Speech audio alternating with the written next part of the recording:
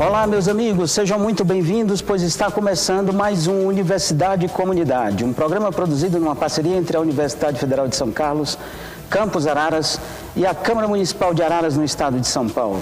Vamos ao ar regularmente pela TV Câmara, mas você pode nos acompanhar também no YouTube. Acesse youtube.com.br, digite Universidade e Comunidade. Esse é o nosso programa de número 36. Esse 36º programa pode ainda ser comentado no facebook.com.br/Universidade e Comunidade. Acesse e dê uma opinião sobre o nosso trabalho. Este é um projeto de extensão feito numa parceria entre a UFSCar e a Câmara, como dito, que tem o propósito de auxiliar na popularização da ciência, aproximando universidade e comunidade. Assim começamos. Marta, tudo bem? Como vai? Tudo bem, professor. E você? Bem, muito prazer estar aqui com você novamente. Prazer é nosso. E para a nossa entrevista da semana, hoje recebemos a professora Roseli, do Campus São Carlos. Tudo bem, Roseli? Tudo bem, como vai, professora? Tudo em paz. Fez boa viagem? Muito boa viagem. Paisagem linda. Muito bem. Seja muito bem-vindo. Muito obrigado por ter aceitado o nosso convite. Muito obrigada. Eu que agradeço. E como fazemos sempre, vamos aos nossos destaques da semana. Comecemos com a professora Marta. Vamos lá. Essa semana, o que nos chamou a atenção, né, e bastante ligado ao nosso campo, às nossas áreas de pesquisa, foi a divulgação do Plano de Safra para a Agricultura Familiar, né? Foi divulgado no dia 22 desse mês de junho, né? Então, o que foi para a safra 2015 e 2016? Então, foi divulgado a liberação de 28,9 bilhões de reais para financiar a safra para a agricultura familiar. O que chama a atenção desse valor? Ele representa 20% a mais em termos da safra passada, da safra 2014 e 2015.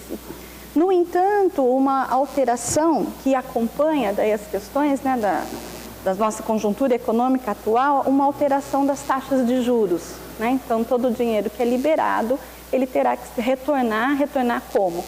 Acrescido de uma taxa de juros. Então, na safra passada, o teto máximo de taxa de juros foi de 4%, né? Para essa safra agora, 2015-2016, está variando de 0,5% a 5,5%, né? O destaque é que aí agricultores de baixa renda terão tratamento diferenciado, por exemplo, né, ou de localidades diferentes do país. Por exemplo, pequenos produtores do semiárido, as taxas daí vão variar de 0,5% a 4,5%, né? Agora, uma outra coisa também que chama a atenção desses valores é que dos 28,9 bilhões, 26 bilhões vêm do PRONAF.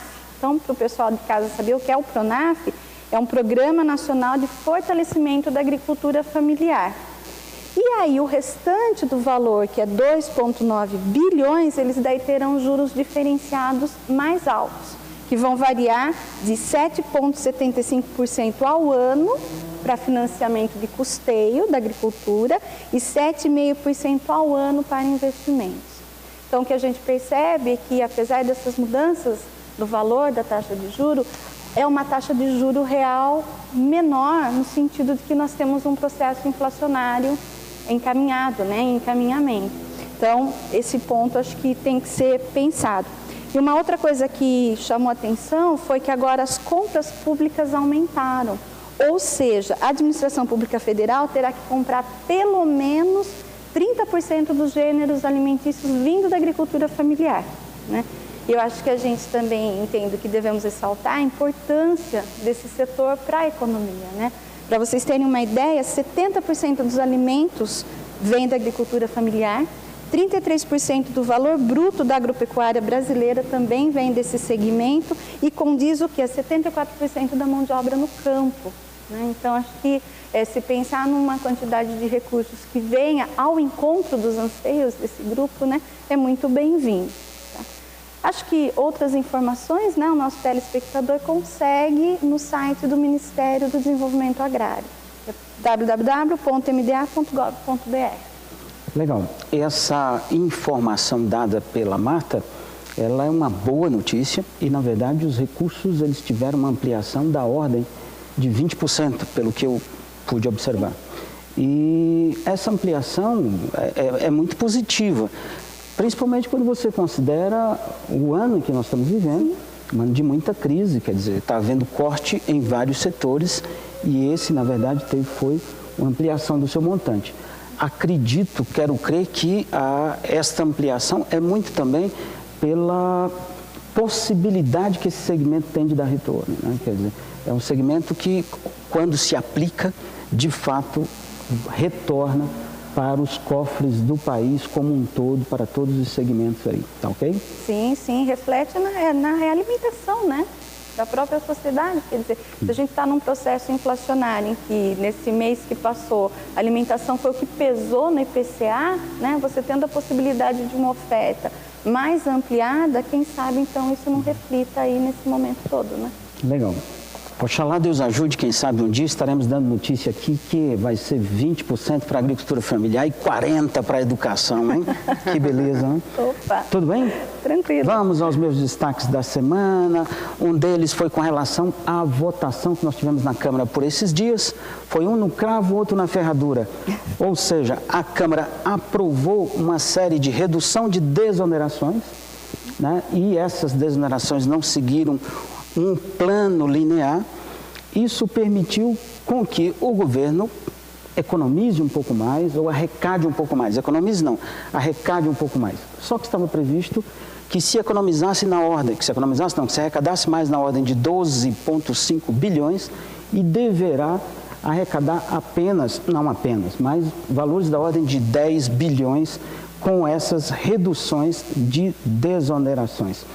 Porém, na mesma noite foi aprovado pela Câmara também a vinculação de todos os benefícios da Previdência à política de valorização do salário mínimo, que parece um tiro no pé, tendo em vista que o governo quer economizar de um lado e acontece uma vinculação dessa do outro.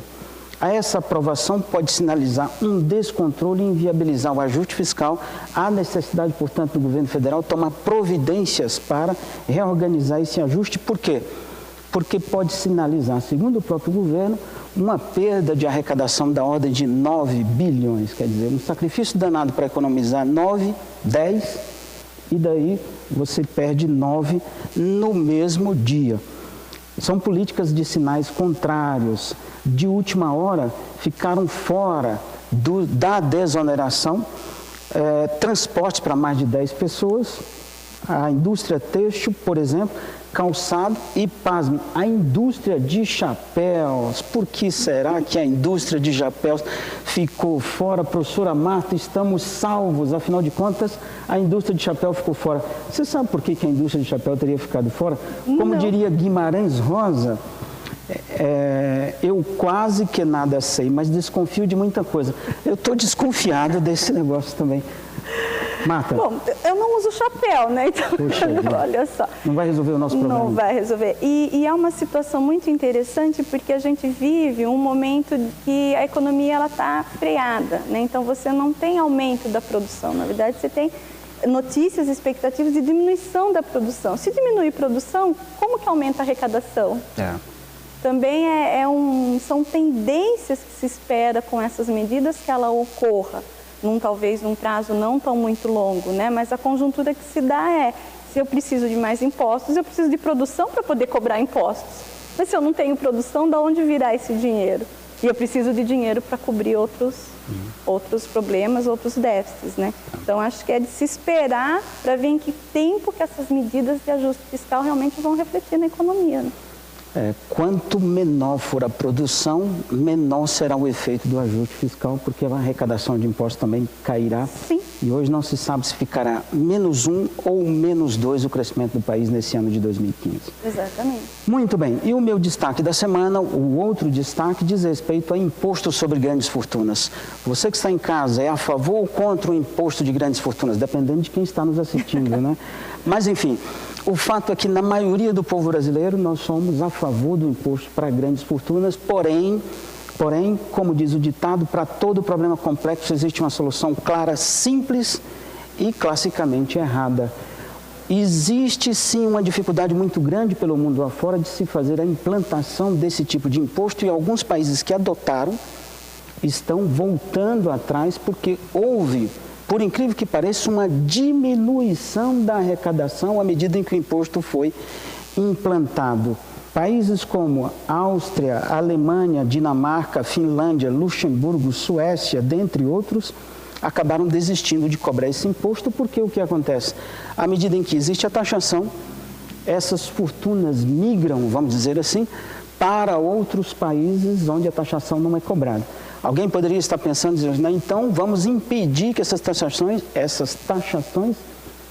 fortunas, deixem o país. Isso é impossível, senão esses países teriam adotado. O fato é que tem um exemplo, por exemplo, do Gérard Depardieu, um ator francês que resolveu naturalizar-se, entre aspas, russo, com o objetivo de fazer com que os seus recursos fossem para aquele país. Ou seja, é muito complicado do ponto de vista moral, perfeito. Do ponto de vista financeiro, nem sei se seria uma grande solução para os nossos problemas, tendo em vista o momento que nós vivemos. Professora Marta, você mandaria o seu dinheiro para onde, se por acaso Primeiramente, se eu tivesse dinheiro, né, eu acho que eu pensaria num investimento de longo prazo que me dê seguridade, né, que me dê segurança, pensando aí nos filhos, né. Pensando... Ou seja, você não está preocupado com isso aí? Olha, acho que eu não atingi o nível de renda das grandes riquezas. Como professor universitário, acho que nós teremos poucas possibilidades. Com certeza. Tudo bem? Tudo tranquilo. Podemos seguir? Vamos lá. E para a nossa entrevista da semana, hoje nós receberemos aqui a professora Roseli Rodrigues de Mello. Professora, você é de onde? Natural de onde? Natural de São Carlos mesmo e atualmente professora na Universidade Federal de São Carlos. Legal. Ela fez graduação em Pedagogia pela Universidade Federal de São Carlos, mestrado e doutorado em Educação pela UFSCar São Carlos também, não é isso? E atualmente ocupa o cargo de professora associada junto ao Departamento de Teorias e Práticas Pedagógicas, atua na licenciatura em Pedagogia, na didática geral das outras licenciaturas e na pós-graduação em Educação. Orienta mestrado e doutorado. E, Roseli, muito obrigado por ter vindo. Mais uma vez, é um prazer recebê-la aqui. E ela falará hoje para nós sobre comunidades de aprendizagem, tecendo redes de conhecimento. Atualmente, você coordena um programa de extensão, a democratização do conhecimento e do acesso à educação. E você poderia, para começar essa nossa entrevista, nos contar como começou esse trabalho. Bom, muito obrigada. Esse tema sempre me chamou a atenção, desde quando eu ingressei na universidade como professora, né, de como garantir acesso a conhecimento, né, e a escolaridade principalmente, mas a educação de uma maneira ampla, né. Na questão da escolaridade, o advento da sociedade da informação, né, em que nós estamos no atual contexto mundial, em que conhecimento acadêmico, principalmente conhecimento científico, regem toda a produção, né, social, também a interlocução entre países, entre culturas. Então, manejar esse conhecimento hoje não é simplesmente ter o que antigamente a gente chamava de acesso à boa educação, né, mas é ter instrumentos básicos de autoproteção e de mobilidade nesse contexto todo, né, em comunicação, em trabalho, em autoeducação, em todos os processos. Então, a garantia de acesso a processos de educação e principalmente educação escolar é fundamental, né? Então, não só é direito, mas é proteção para os sujeitos, né? Então, faz parte do coração da cidadania hoje em dia, né? Então, pensando nisso, quando eu voltei do pós-doutorado na Espanha, que saí para fazer em 2001, em busca de algo que trouxesse resposta concreta para a melhoria de acesso e de permanência na escolaridade com aprendizagem, né? Então, porque nós tivemos um processo mundial, mas aqui no Brasil, de expansão de acesso à escolaridade, né, democratização de acesso, e só que a democratização de acesso ainda não representa a democratização de acesso a conhecimento. Tá. Né? Então, a gente vê pelo desempenho escolar, por exemplo, né, que não são todos os estudantes que aprendem nem as habilidades, nem os conteúdos necessários, né, De outro lado, esses conteúdos, eles não são trabalhados frequentemente como instrumentos e, portanto, eles podem ser pensados para além deles mesmos, né? Às vezes eles são tratados como dogmas, como repetição só, né? E no contexto em que a gente está, o tipo de formação que a gente precisa é completamente diferente disso, né? Primeiro, acesso efetivo ao conhecimento e, segundo, não como um dogma ou uma repetição, né? Mas como um material para se pensar sobre e ajudar a pensar o mundo, né? Então, foi nesse sentido que eu criei o programa, para ajudar a criar e a congregar, vamos dizer, tanto pesquisa como extensão, que produza conhecimento sobre processos de aprendizagem e de ensino, que efetivem a aprendizagem dos estudantes, né? E também que fortaleçam os processos de acesso e democratização ao sistema educacional, inclusive a universidade. Joia. E, professora, além desse projeto, né, que o professor Josivaldo citou, que eu gostaria que você detalhasse na sequência, quais as outras atividades que vocês têm desenvolvidas dentro do programa, no sentido da extensão? O Comunidades de Aprendizagem, né, é o carro-chefe, vamos dizer, dessa ação de democratização de acesso e, a conhecimento, né, e a educação. O Comunidade de Aprendizagem, ele é fruto de um processo de mais de 30 anos de pesquisa de um grupo que é internacional, a gente faz parte de uma rede internacional, né? Profissionais de diferentes áreas do conhecimento, então ele é interdisciplinar, fortemente interdisciplinar, internacional, né? E o que nos une é pensar que processos a gente pode evidenciar como efetivos para a aprendizagem dos sujeitos, nas questões escolares e não escolares. Então, há mais de 30 anos se começou buscando boas práticas, que a gente chama de boas práticas em educação. Então, há 30 anos atrás, os colegas de Barcelona se perguntavam: há escolas no mundo que conseguem, com diversidade, em periferias que têm, vamos dizer, sofrem mais violência, tem mais dificuldade de inserção profissional. Quer dizer, nessas escolas, há experiências que garantem a aprendizagem para todos os estudantes, né? Então, naquela época, há 30 anos atrás, eles mapearam e encontraram 5 escolas no mundo. Eram poucas, né? Mas que tinham exatamente esse perfil. Então, localizaram o que a gente chama de boas práticas. Dessas boas práticas, eles passaram a estudar o que tinha em comum nessas experiências. Então, eles desenham o que são chamadas as melhores práticas, né? Então, isso há 30 anos atrás. Agora, no Brasil, que a gente está falando disso, né? De boas práticas, melhores práticas e tal. E, bom, e a partir disso, então, estabeleceram um desenho de que elementos descobriram, né? Onde que tem sucesso na aprendizagem, onde as escolas se abrem para o diálogo com as comunidades de entorno e com as famílias dos estudantes, diretamente, né? Agora, não é de qualquer forma. Que a gente sabe que com a diversidade que a gente tem, com as desigualdades que a gente tem, né, com a impaciência crescente, né, que todas as pessoas têm, se a gente simplesmente abre a porta das escolas e traz toda a população para dentro, o que a gente vai trazer é aumento do conflito, não de solução. Então, não vale só boa intenção, né? Então, tem que saber fazer. Há uma parte importante desses colegas, nós somos mais de 100 pesquisadores nessa rede, né?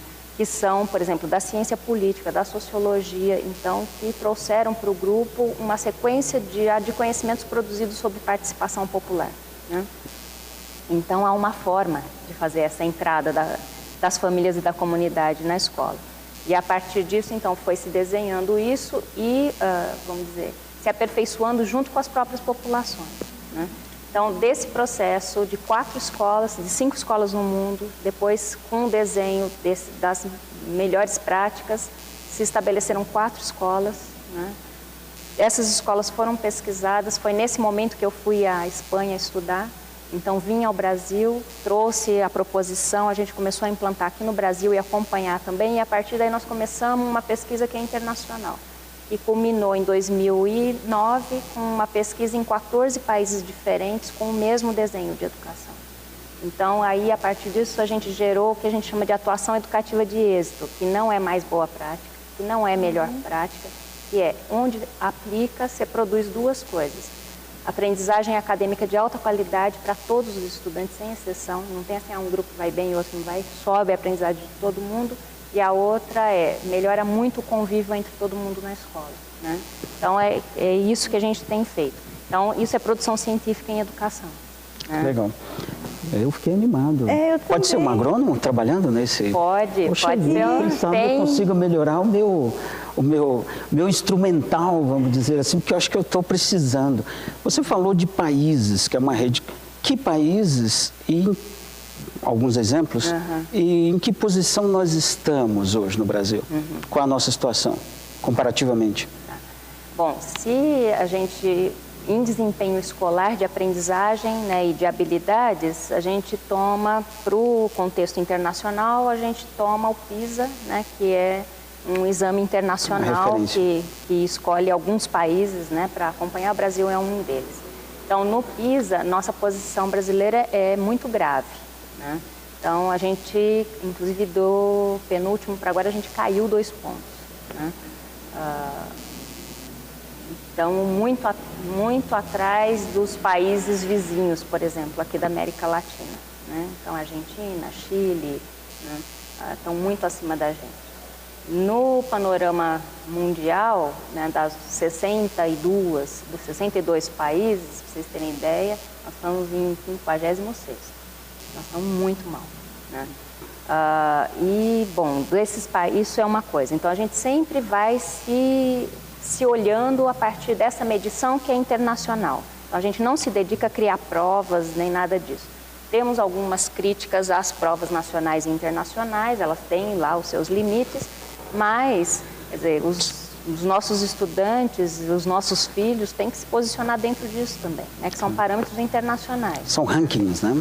São rankings eu particularmente e que usam gosto critérios, de rankings, né? E que usam critérios, né? Eles podem ser melhorados, claro, né?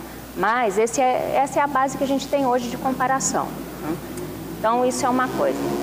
A outra coisa é como, quer dizer, essa pesquisa nos 14 países, né? Que 14 países foram esses.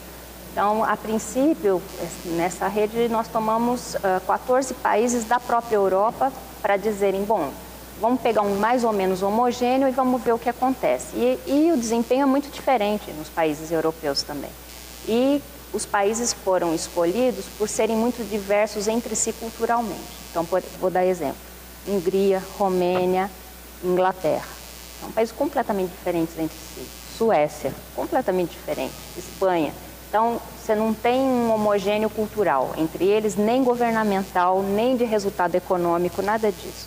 Então, para cada um desses países foi mandada uma carta aos Ministérios de Educação pedindo para indicarem 5 escolas com as mesmas características, que fossem de periferias urbanas, né, caracterizadas por pobreza, diversidade extrema e bairros conflitivos, né? Mas dentro desses contextos, as escolas com os melhores resultados. Entende? Sim. Então, por que funciona? Então, foi isso que, de novo, nós fomos estudar, né? E nos 14 países. Na Espanha, já eram 150 comunidades de aprendizagem, o Ministério indica 5 comunidades de aprendizagem, né? Entendi. Entendeu? Então, aí nós fomos ver, nesses 14 países, o que tinha nessas escolas. E, de novo, se encontra em comum o que está lá na base de 30 anos atrás. Participação das famílias, legal, articulação, né?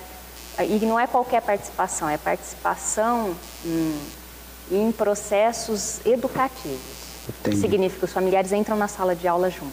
Entendi. Então, isso é o centro. E é nesse... O professor, vamos fazer uma tomada externa, o professor Anselmo Casolari, aqui do campus São Carlos, do campus Araras, desculpa, que trabalha junto com a professora, ele fez uma entrevista com a Camila Dias e o Rafael Rocha, nós vamos assistir agora. Roda aí.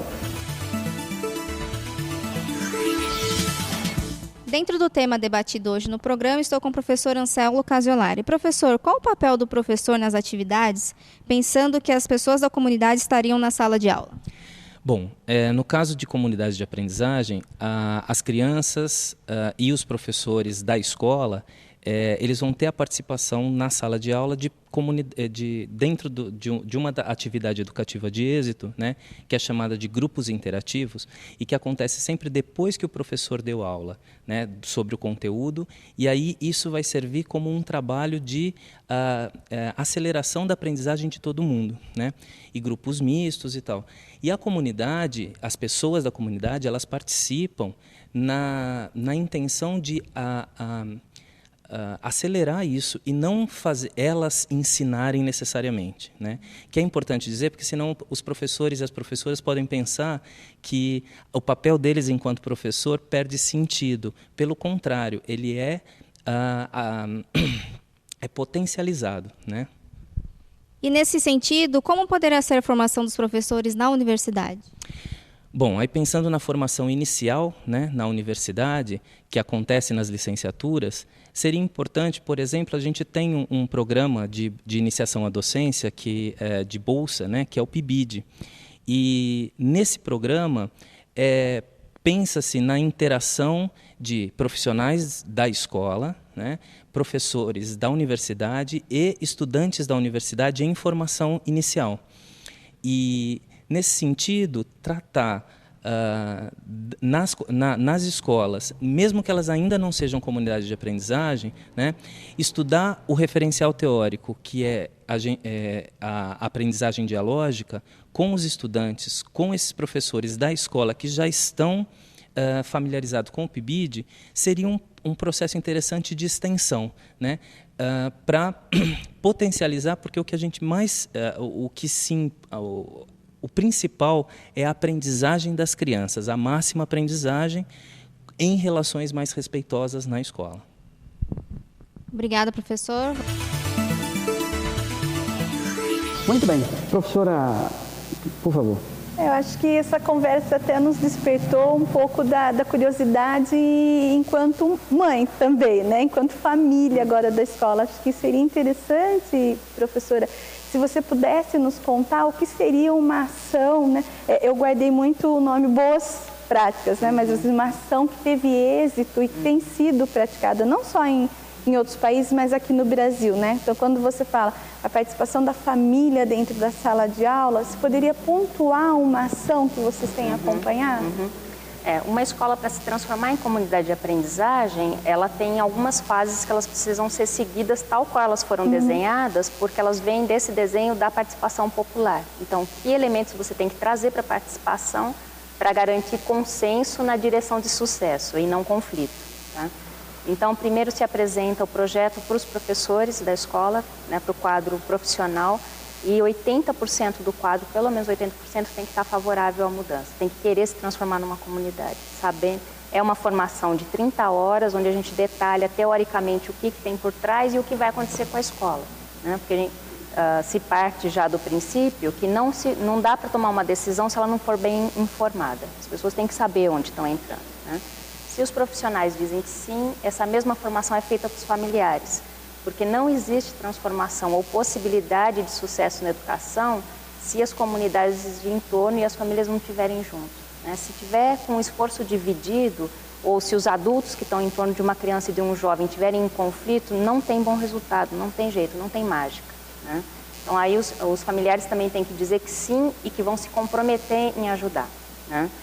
Os estudantes também. Eles precisam saber o que vai acontecer com eles, por que é importante acontecer essas coisas, por que é importante fazer algumas mudanças na escola, né? E, quer dizer, se todo mundo está de acordo, aí a gente passa para uma segunda fase, que é uma fase que a gente chama fase do sonho, porque também, o que já está demonstrado? Conversar, vou falar assim, em termos bem populares. Quando a gente tem uma relação que não vai bem, ficar discutindo a relação de quem é a culpa a respeito do quê, a relação só piora, ela não melhora, né? Então, a gente não fala do que é, para nem todos do que os tem. exemplos, vamos dizer assim. Para tudo, né? Então, também para a escola. Se a gente entra na tal da avaliação da escola, é porque você não faz, o outro não faz, o aluno não faz, a mãe não faz, não vai para lugar nenhum. A gente só vai cultivando mais frustração, na verdade. Então, a gente faz a fase do sonho, que é qual é a escola do meu sonho, como eu gostaria que a escola fosse. Se pediu para ser comunidade de aprendizagem é porque já não estão felizes com ela como ela está. Claro. Então, é daqui para diante. Então, sonham os estudantes, sonham os familiares, sonham os professores, não pode limitar sonhos. Né? E por quê? Sonhar sozinho a gente não consegue realizar, mas quando a gente sonha coletivamente, a realização é muito forte. Né? Se constrói normalmente o que a gente chama de árvore dos sonhos, porque cada sonho vai para uma parede, né? Tem uma comissão que vai organizar os sonhos por temática. Então, os sonhos são sonhos muito interessantes. A gente, às vezes, pensa que os estudantes de escola pública não sonham com aprender e não é verdade. Né? Aparece sonho como mais matemática, mais gente para ajudar a aprender, mais livro na escola. Né? Mas também aparecem piscina com golfinho, né? Bolo de morango, etc. Né? São sonhos.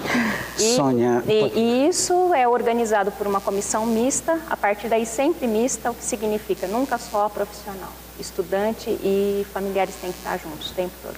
Organizam por prioridade, quer dizer, dependendo do tipo de dificuldade que tem a escola, que a ação que é prioritária, apresenta para a Assembleia e aí se consensua qual é o plano de transformação e todo mundo vai estar envolvido com aquilo. Né? Que joia! Então, isso é participação educativa. Os familiares entram dentro da sala de aula, por exemplo, em grupo interativo, que é uma atuação educativa de êxito, que é uma forma de reorganizar a sala, formando grupos, mas não grupos livres. Então, grupos, quanto mais diversidade no grupo, mais aprendizagem. Meninos, meninas, brancos, negros, indígenas, gente que sabe mais aquele conteúdo, gente que sabe menos. E entra uma pessoa da comunidade para mediar a relação, não para ensinar. Né? Então, com essa atividade que o professor preparou, essa pessoa estimula que os estudantes leiam em voz alta entre eles, se expliquem como faz e que façam individualmente. Quando terminam, discutem a resolução, de 20 minutos por atividade e tem que passar por 5 atividades, de tal forma que vai aproximando as aprendizagens, acelerando as aprendizagens e em cada semana ninguém fica para trás. Essa é uma das atividades, são 7 que a gente faz. Muito bacana. Tá joia, muito bacana, muito obrigado por ter vindo, professora. Infelizmente, nosso tempo acabou.